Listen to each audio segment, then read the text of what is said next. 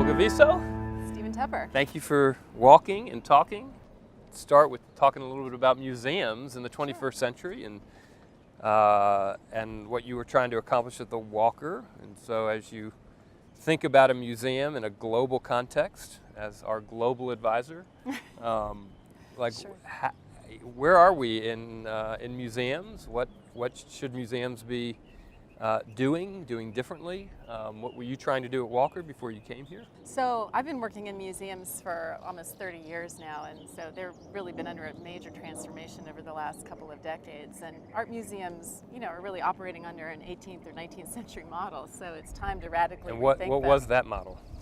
That model was one of preserving art, of education, of providing access, and I think what's really shifted is It's very object-focused. very object-focused, collections-based. That was the priority. Yeah, the priority, and also of public education, Uh-huh. of documenting culture, understanding history, understanding forms of knowledge. And not that that isn't still a meaningful practice for museums, but I think what's radically changed is about museums really being catalytic platforms for conversation and understanding our place in the world. And so one of the reasons I was really drawn to work at a place like the Walker Art Center, which is not just a museum, it's a performing arts theater, a cinema, Right.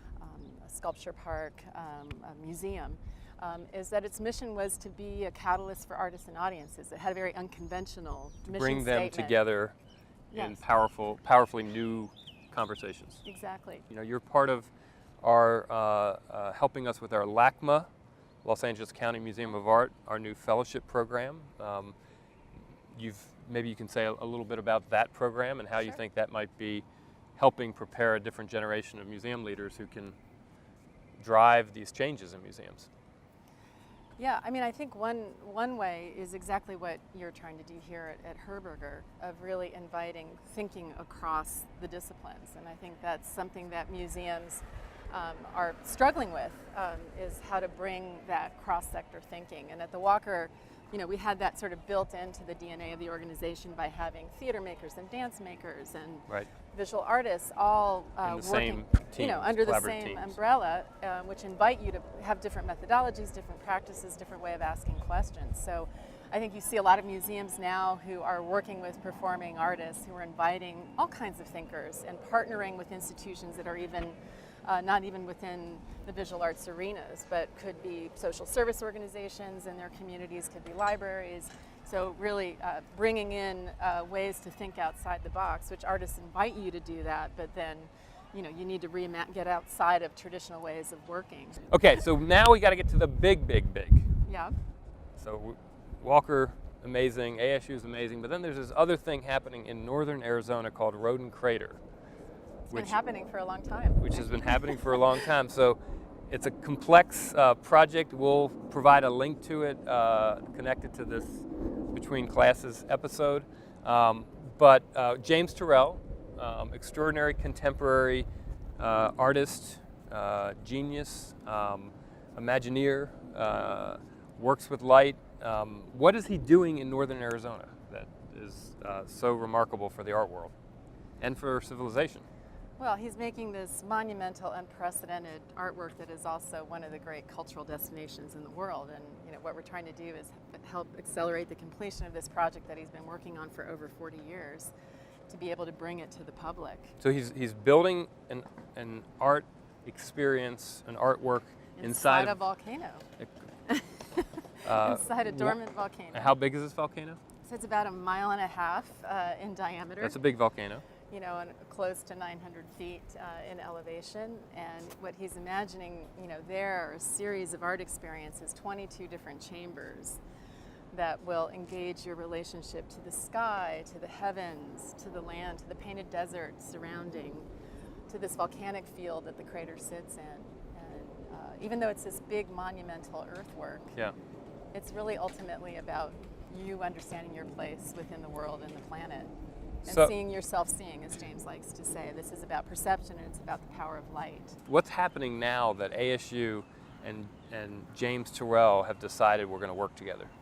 Well, I think it goes to what we were talking about earlier about relevance, right? So talking about how the power of this work that he's been working on for 40 years, and James is 75 years old. So thinking about the future of this piece and how it continues to be relevant for future generations and as a platform for the kind of thinking and cross-sectional thinking, ASU is the ideal partner in being such an innovative institution that is all about the intersection of disciplines to think powerfully about our future and about the planet. And the disciplines that James engages, we've got from astronomy to architecture to sustainability, archaeology, perception, cognition, psychology, radio astronomy, archaeoastronomy. So is this working? The students are going. You've been on some of those.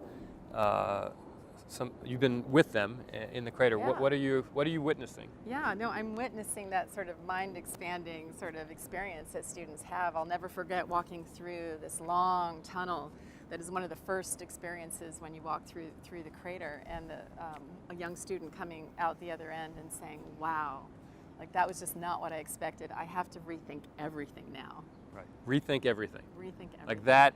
If you're a teacher, and a student leaves your class and says, "I need to rethink everything," you've kind of hit the epitome of what is possible when learning is at its best. Absolutely. And it's a privilege to be a part of. Yeah. And witness. Well, that's.